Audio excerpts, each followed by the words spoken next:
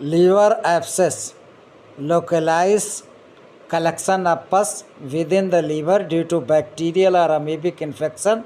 First phase is the infection, second is the pus formation in liver, and third is the fever and right hypochondrial pain, and final result is the liver abscess.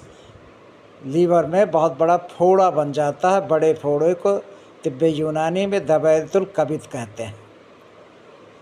दूसरा मर्ज तलैयफुल कबिद या liver cirrhosis, chronic liver disease characterise by fibrosis and irreversible destruction of liver tissues.